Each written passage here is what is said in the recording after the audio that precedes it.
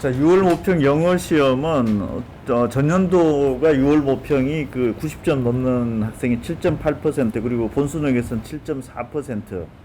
그 전해 2019학년도 수능에서는 5.3% 정도대가 나왔으니까 작년도 수능은 그 전해에 비해서는 좀 쉬워졌지만은 전체적으로 7.4% 정도의 90점 넘는 학생이 나왔다라는 것 자체는 크게 어떤 어려운 시험도 아니고 크게 쉬운 시험도 아니고 적절한 정도의 난이도이다 이렇게 분석이 되는데 현재 오늘 6월 본 시험의 결과 종락원 그 영어생들 지금 보신 거는 단어라든지 구문이라든지 어떤 문장의 길이 등을 종합해 볼 때는 객관적으로는 이 정도 시험은 쉬운 수능이다 전년에 비해서는 이렇게 평가는 내릴 수는 있다라고 하는 그 분석 결과가 나오고 있고 그런데 지금 선생님들이 지적하시는 부분들이 지금 현재 그 학교에서 그 수능 연계 교재 중에서 수능 특강 영어 독해 연습 교재는 아직까지 범위 자체가 진도 학습도 지금 되지도 않았을 상태였을 텐데 이번 문제에서는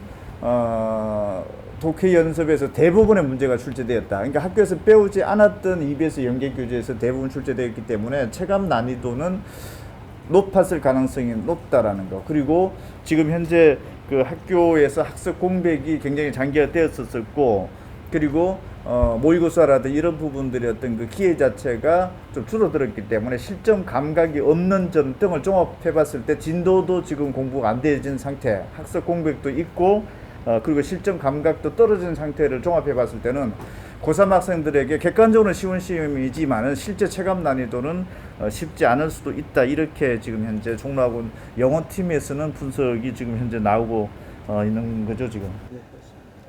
그냥 객관적으로 단어, 구문, 그다음에 글의 길이 이런 것만 보면 쉬운 시험인 건 맞는데요. 네. 그 3월, 4월보다는 이게 좀 어렵고요. 네, 작년 뭐 6평보다는 좀 쉽고 그렇게 저는 느낌이 있습니다. 연계 부분 같은 경우는 학생들이 거의 공부를 안 했던 영어 독해 연습에서 거의 많이 나왔기 때문에 실질적인 연계는 아마 거의 학생들이 못 느꼈을 가능성이 높기 때문에 그런 측면에서는 조금 학생들 입장에서 까다롭게 느껴질 수 있지 않을까. 그러니까 저희가 객관적으로 느끼는 거는 다르게 그런 요소들이 좀 있을 것 같습니다.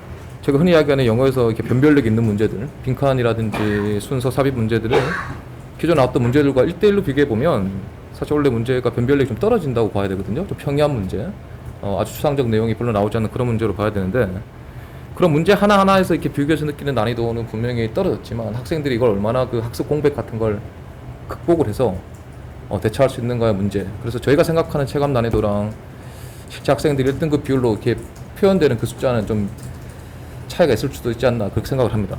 어려울 것으로 추정되는 문제는 몇 번 볼 수 있나요? 34번. 빈칸 문제인데요. 이번 그 시험에서 보면 그 EBS 교재 중에서 특히 영어 독해 연습에서 집중적으로 연계 문제가 나오고 있습니다. 따라서 이 부분은 공부한 학생하고 그렇지 않은 학생 차이가 상당히 크게 나타날 걸로 보는데요. 그래서 남은 기간 동안 영어 공부는 EBS 교재를 좀 확실하게 공부하는 것이 가장 중요한 포인트가 아닐까 생각을 합니다. 수능이나 평가원 수준의 시험을 보면 출제진이 비슷하게 형성이 되기 때문에 굉장히 겹치는 소재가 많다. 그래서 기출문제를 풀 때도 좀 어려운 소재를 풀다 보면 그 소재에 대한 감이 생길 수 있으니까 평가원하고 수능 기출문제를 좀 집중적으로 보면 내용과 관련해서는 꽤 도움이 될 거다라는 조언을 드리고 싶습니다. 모든 수험생은 영어에 있어서는 EBS를 굉장히 중요하게 학습 도구로 생각하셔야 되고 EBS를 하지 않았을 때는 모든 그 시험 문제가 다 비연계로 느껴지기 때문에 앞으로 남아있는 시간 동안에 독해 연습과 수능 완성뿐만 아니라 이전에 했던 수능 특강까지 모든 EBS 연계 교재를 완벽하게 완전 학습을 할 수 있도록 해야 될 것 같습니다. 단순하게 연계만 생각하는 공부가 아니라 그 안에서 단어와 구문, 그래서 실제적인 영어 공부를 한다는 입장에서 EBS를 좀 더 집중적으로 준비했으면 좋겠습니다. 영어 과목 같은 경우는 그 문항당 출제 유형이 정형화되어 있기 때문에 지금까지 그 교육과정 평가원의 기출 문제를 통해서 어떤 문제 유형별 접근법, 이 본인만의 풀이법 같은 것을 정확하게 확립하는 것이 필요합니다.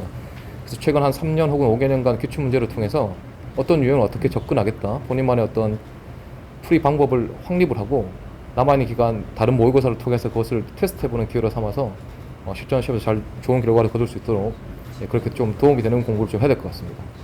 최근에 이 지문들의 특성을 보게 되면은 다루고 있는 소재 자체는 굉장히 까다로워지고 있어요. 근데 그에 반면에 선명해지고 있는 게 그게 뭐냐면 필자의 목소리입니다. 이 사람이 어떤 말을 하고자 하는지가 이 글에 굉장히 잘 드러나 있어요. 근데 이걸 무턱대고 내용을 이해하려고 덤벼들게 되면 꼬이게 됩니다.